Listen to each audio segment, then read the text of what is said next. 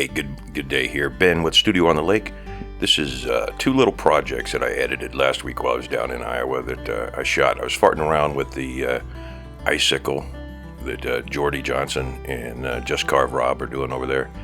And I kind of like this guy, how he turned out, but then again, I kind of don't. So I think I'm going to change him. We'll talk about that as we go along.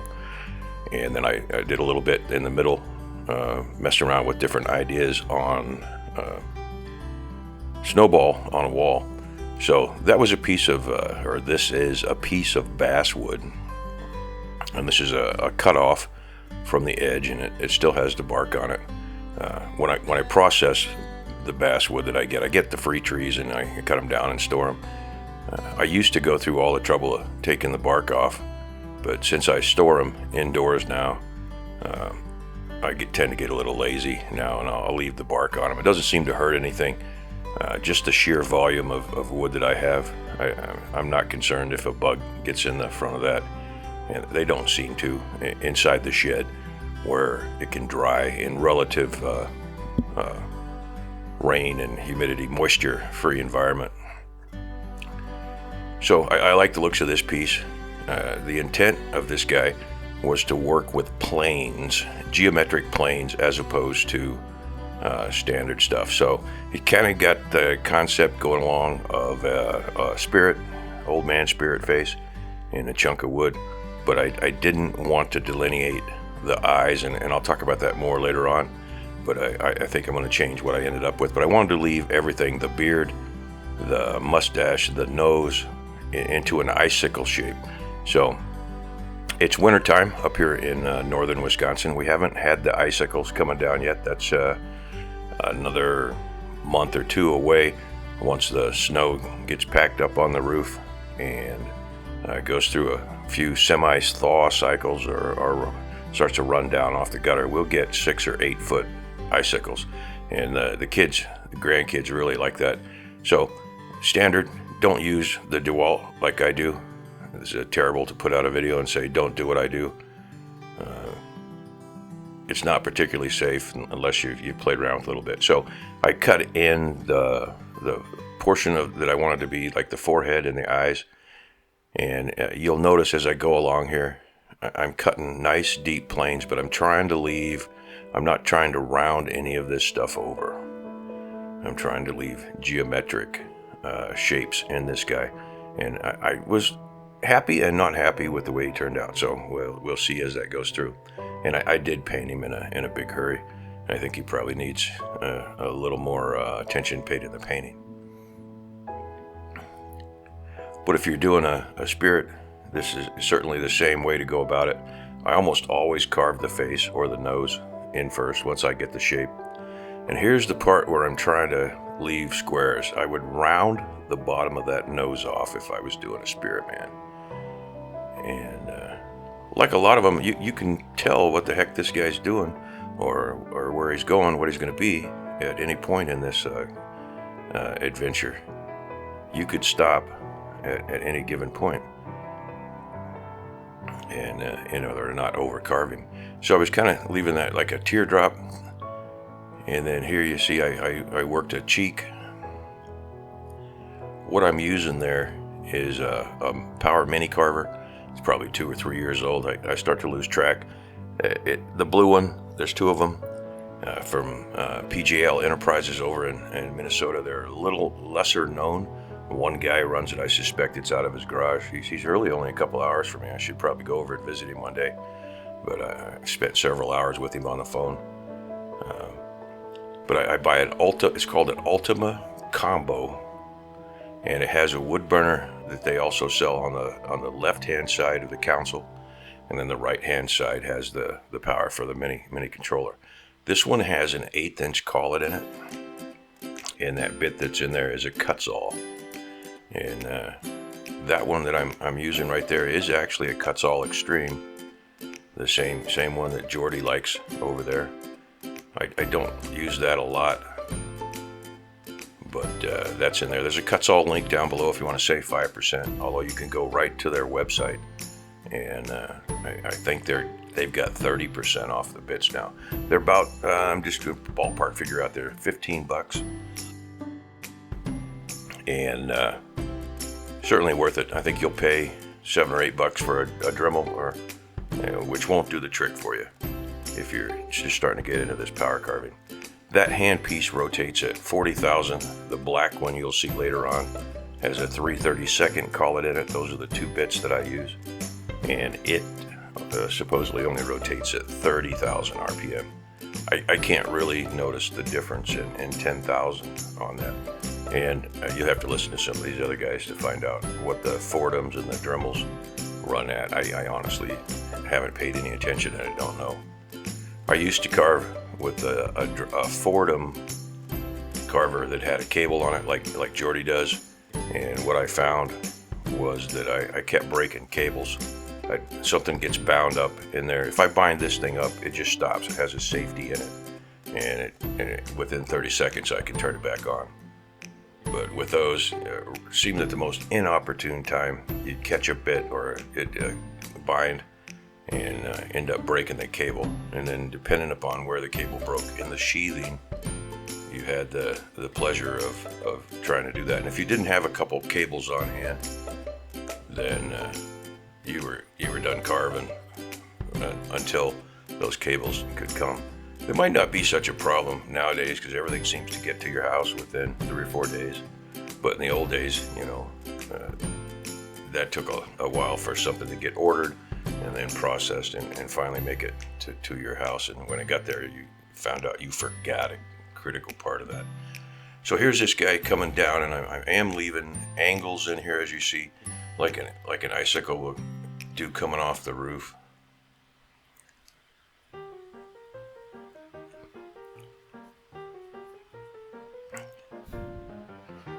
And I do like where he's going. And you see the eyes I put up there, they're kind of a triangle shape down on the side. I'm gonna probably redo this guy at the end, and I'm thinking some icicle stars or something in there. So here's another little chunk of basswood. And I was trying to fart around and figure out something to do with the snowball deal that those snowball on a wall or whatever the heck these guys are calling it.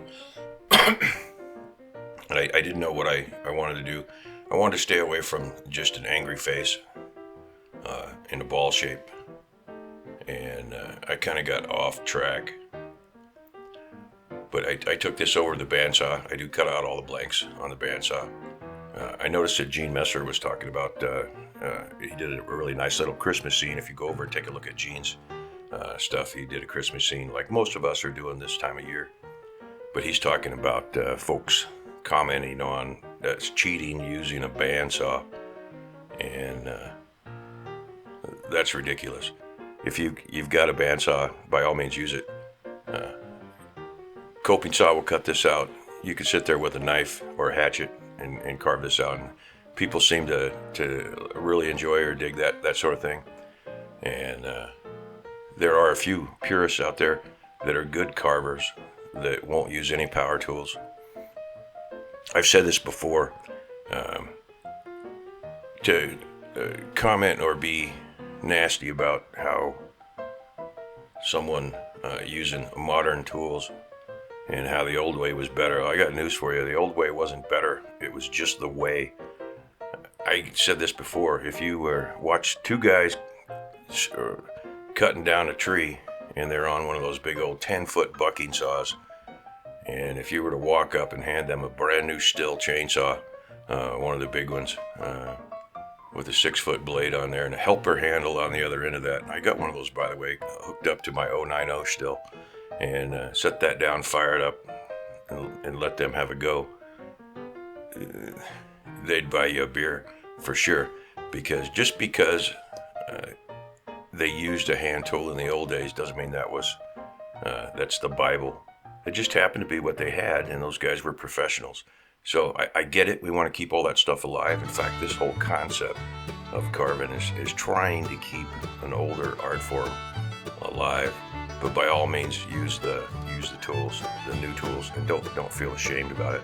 Go back and play with the old tools and find out. I mean, if you've done some molding, I collect a few antique planes, and there's some neat stuff going on those antique planes and the way that they ground them and used them and created a beautiful molding that's around the world in some of these older homes and offices and that sort of thing. But again, if you were to give that same guy who put 1,000 hours into cutting a 200 foot of molding to do a cabinet, you were to hand him a router shaper table with that same bit in there, and he'd run and mill that same material in about 2 hours. Again, the guy'd buy you a beer. So there's the hand piece that I've got on there. Now, one thing interesting about Snowballs, that's a burner, and I'm just cleaning up the tip a little bit, honing it. The character over at PJL Enterprises, he wouldn't think much of that. I set these pens burn out, and I send them back. Again, I don't know what they are. I'm going to throw a number out there, $20 for the pen, maybe the whole thing. And they come in hundreds of different pin tips in there. I don't build my own. I tried that. I'm not very good at it, and you have to have special wire. But this thing will last for a year or so, and then I'll take it and send it back. And he melts the tip out of that and puts the whatever tip you want back into it. But the cost of doing business with that character is he likes to call you, or when you call him, to find out where your pens were that you sent 4 months ago and he hasn't got around to yet. He's put these things under a microscope, and he tells you what you're doing wrong and how you're doing. I'll sharpen these on a diamond hone and whatnot, and then I do what I'm doing there, and he doesn't recommend that. He'll tell you how you run the pen, but he will put that new tip in for about $7 and plus shipping, and you'll get a new one that you can set up on the side. I always have 4 or 5 of these up ahead. So enough rambling about the burning equipment there. The snowflakes, based on physics, they have, in my research, they have six sides to them, or 6 arms that come out. That's the way the crystal's set up.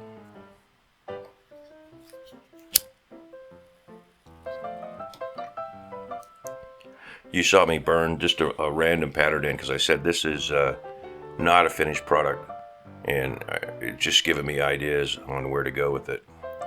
I'm working pretty small lines, and I'll switch to a knife here at some point and do a little bit of chip carving, and then you'll get to see this thing finished. I'll probably put a face in a few of these, but this is just noodling around to give you an idea of where you can go.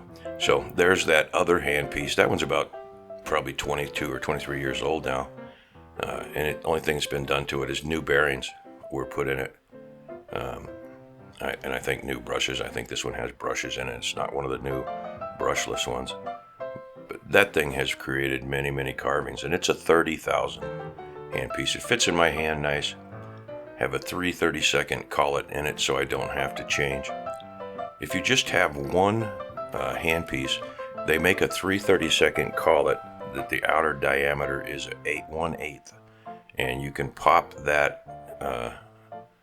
You run a 1/8 bit in your collet in the hand piece, and then you can pop that 1/8 reducer down to 3/32 with a bit in it in these, and you don't have to have 2 hand pieces like I run. I just find it's easier to do that.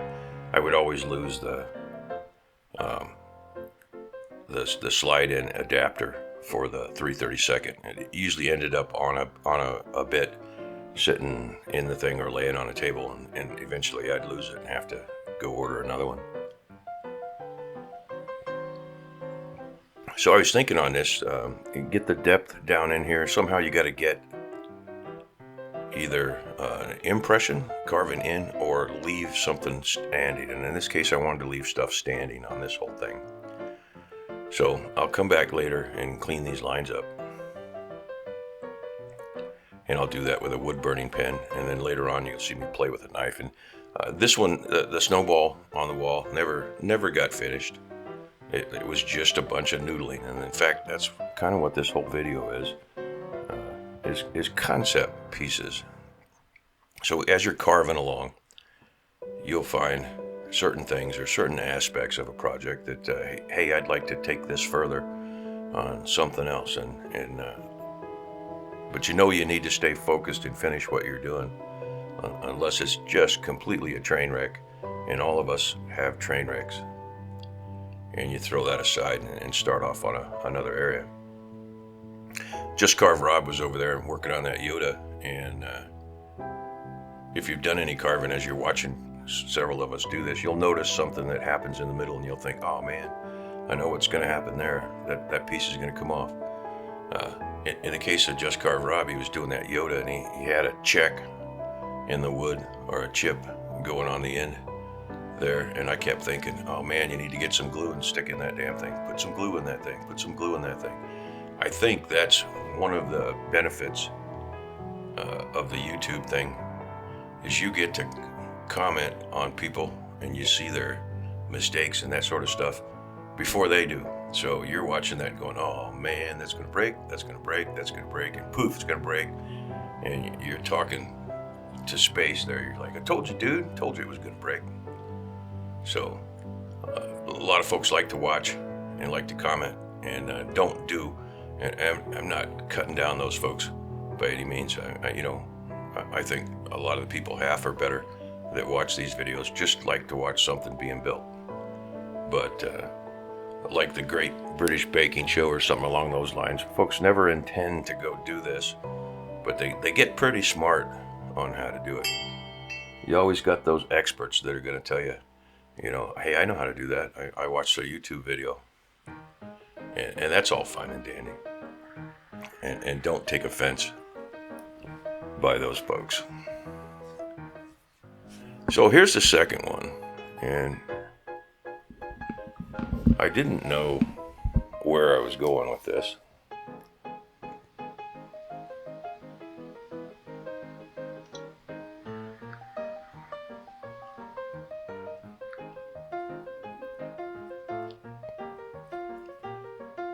So, again, six-sided on this thing. And you got to fill it out. So the crystals, as they develop, for those of you that played around as a kid with developing a sugar crystal or something, each crystal has a different physical property in the way they design. Well, water does this in 6. And it's fairly consistent. So when you design, they say no 2 snowflakes are alike, and depending on what you read, common sense would tell you that at some point that a couple of them would be duplicated, right? I mean, because this is working with physical properties, and it's kind of like a 4-leaf clover. You can look through the whole pad and never find one, and then one day all you find is 4-leaf clovers. Well, of course, there's different types of clover. And some of them never develop a 4-leaf in there, but it's just mindless stuff. So this, I've got a little diamond bit on there. It's a cheap Chinese one of a packet. I've been progressively breaking there probably were, 15 in the package for what, $10, $15, and they tend to burn because they don't cut as clean. And if you watch some of the other videos, I don't know if I talked about it, but you'll see when I'm messing around with them, I broke them because they're fairly fine. There'll be a taper or something. I prefer ruby or sapphire versus the diamond on the grit for these things. And once again, the better ones will set you back right around $15 a piece, but you'll get a year or two worth of work out of that. I could have taken this stuff and really developed these patterns, but I didn't. I kind of wanted to freehand and see what was going on.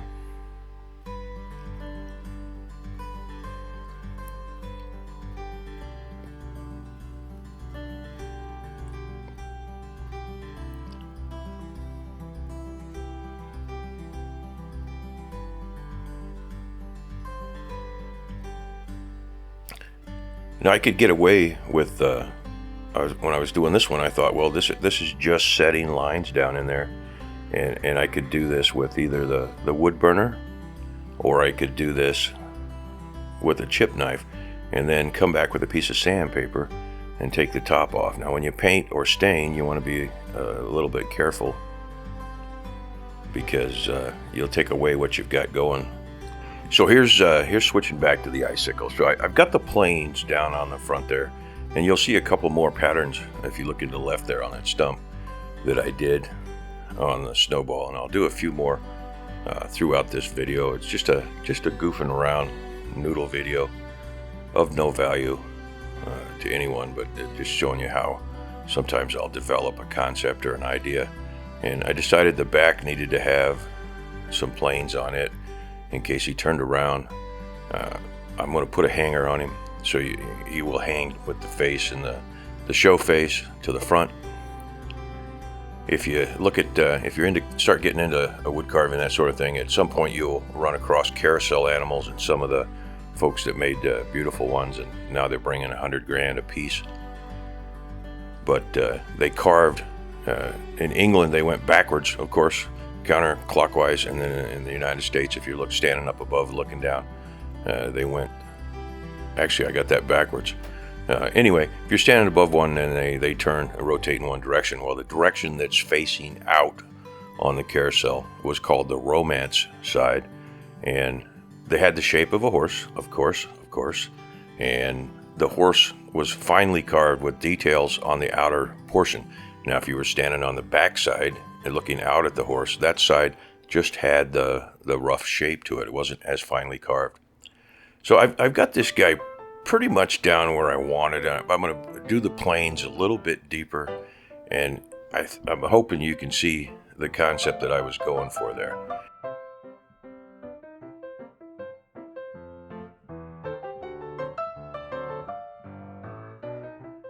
So this is green or yellow. You can see this bit, and this is a saber tooth burr or saber burr, and I like those as well as I like the Quetzals.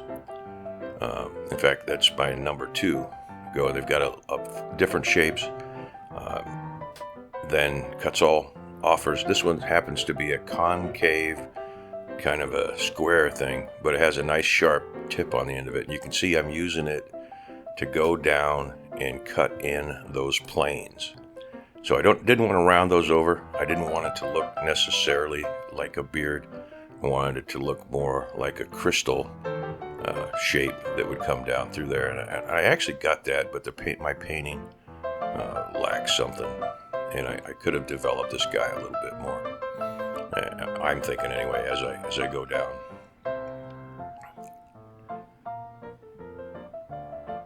And I'm cutting fairly deep because I want those shadows. Wood carving's about planes and shadows. I've talked about this before. If power carving, you tend to get things that are a little bit more rounded over. If you look at a lot of the character carvers, and that seems to be a pretty big thing out there. Gene Messer does a lot of character carving. So does Doug Linker. He's starting to get quite a following. But when you're using a knife by itself, or you're using chisels, you can get a plane fairly quickly with one cut. Whereas with this power carving, you have a tendency to round things over. Now, there are cheater ways to do that. You can do all the rough out work and layout work with a power carver if you wanted, and then come back with a knife and finish that out. And in fact, when I first started carving, that's kind of the way it went. I was using hand chisels up on a bench with a bench stop, not holding it in my lap here, but that makes it so you got to stand or sit on a stool. But I would take and do the rough shape with the chisels and the tools and whatnot, and then you come back in with a finish cut, making sure that each facet of the tool is putting the tool mark in the cut that you want in there. So you could do the same thing if you were doing character carving. Come back and do the finish work with a knife and get those nice sharp planes. Well, that's what we're going for here, but this has got a diamond ball in there, and I put it in to finish out his mouth and sand over some of those angles. And again, I'm trying to keep this guy geometric and square versus rounded over.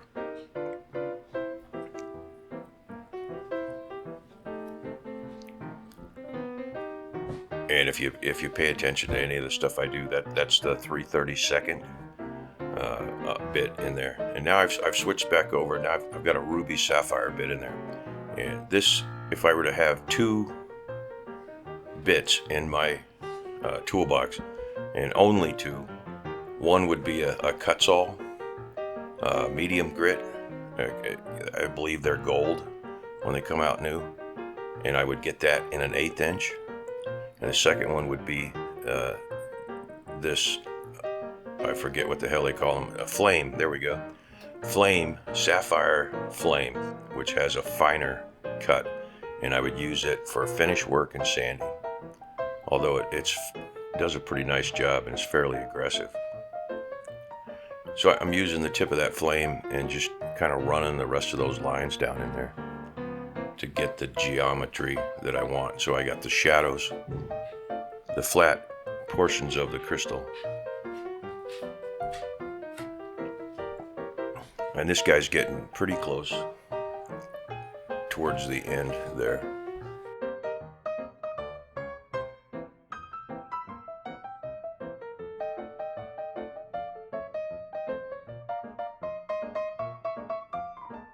So the Amazon deal, some of the comments would be something along the lines of, the pieces were too small for the chess set that I was intending to carve. Well, 2 by 2 by 4 inch, that's not the seller's problem if those pieces are too small for what you intended. You're just not bright enough to buy a piece that's large enough. And the other portion of it, you'd see a comment that said the pieces were too small or too big for the project that I was intending to do. And I don't have any way to cut those down. Well, that's not the seller's problem. That's your problem. So anyway, when I was looking at maybe selling some stuff on Amazon, the basswood, because there's a lot of folks out there, and I've got a lot of it, and it could easily process, and it might be profitable. But I'm not sure I want to put up with the pain of knuckleheads not knowing what they bought. I've seen comments on Amazon where they tend to push you in the belligerent category. I mean, we all want to be nice, and we want to be nice to each other, but at some point, you just want to go and smack the guy over the head with a 2x4 that says, "Hey, it didn't come with batteries." Well, it says right there in the damn description, doesn't come with batteries.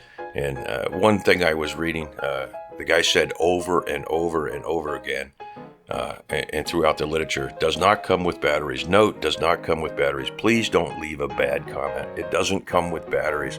And then he had a little video of how the thing worked. And he said in there 2 or 3 times, don't leave me a negative comment, you knuckleheads. It doesn't come with batteries. And then you look down in the bottom, it's a self-fulfilling prophecy. You know, half the comments said, I was really disappointed it didn't come with batteries. Well, I got news for you. Nobody gives a shit what you think. It didn't come with batteries. So it's tough sometimes dealing with folks and their expectations. You like to think that people are smarter than, hey, the thing wasn't big enough. Well, guess what? The dimensions are in there 2 or 3 times. If it's not big enough, that's not the seller's fault. That's your fault. So enough of that on my soapbox. Hey, thanks a lot. This been Ben with Studio on the Lake.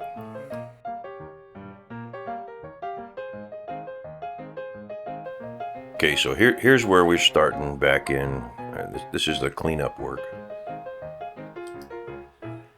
and that's just a brass brush. That's a good way to clean a carving off without doing any damage. You can use a steel brush too; they're fairly cheap. I also use these to clean the bits out.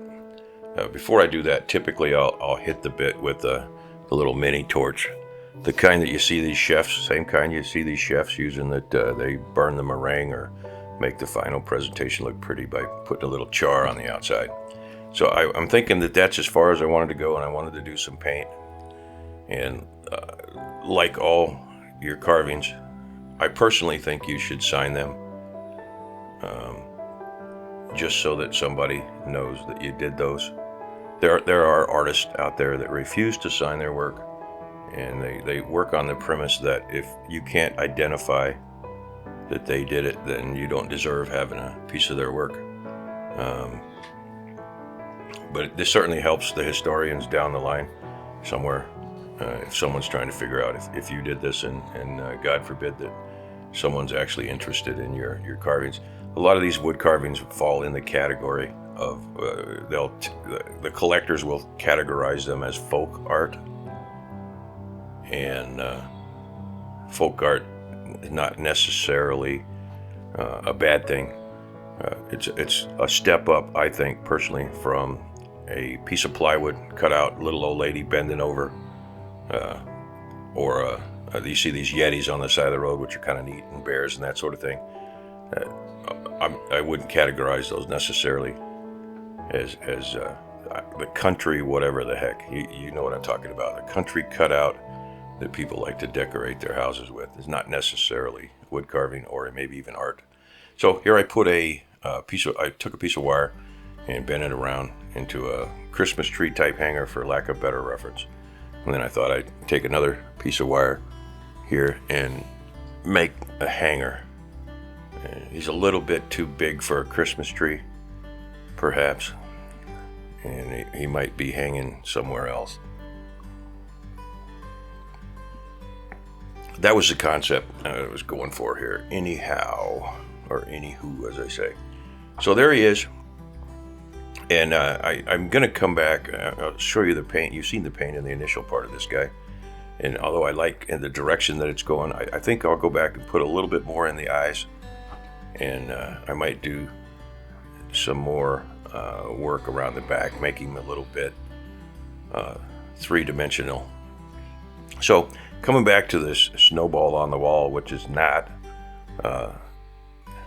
this is just a cross that I doodled for years and years, and I'm doodling it on this thing and then going to carve it. This is getting away from the snowflake pattern, because this has, as you can see, 4 arms, whereas a snowflake, even the one above it there, that you didn't get to see me carve in on the video anyhow, has 6 points coming out from it. In this one, I'm gonna set the outlines in there. As you're carving, these are what I would call stop cuts. So this is going to be the point where something is cut away up to this point, and I put these in so I know where to stop, for lack of better reference. So I don't want to cut the interior portion of this, but I do want to cut down to that and bring this up in relief. So that's what I'm doing with the burner. I call that cheating. You can do that with a knife. Obviously you can do that with a carving burr and set those lines or stop cuts in, and then come back to them. One of the neat things about the burner, using it, is you can see that flame. That's a ruby flame. The tip of it wants to follow the groove that the wood burner left in the wood, and it gives you a nice reference. And if you lean that thing away from the interior there, you can cut more on the outside of the shape while still leaving the interior portion where you can finish. And you can kind of see that that's what I'm doing there. I'm working with an angle.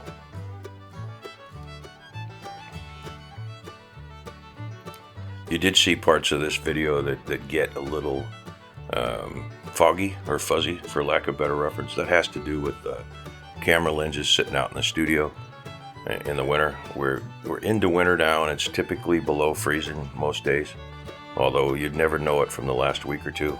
The temps have been up in the 40s, kind of unusual for northern Wisconsin in the winter, and Iowa is certainly the same way. Temperatures in the 50 in the middle of December. That's ridiculous. But winter will come, the snow will come, rest assured. So now I'm coming back in on this and putting the planes on those radial arms that are coming out.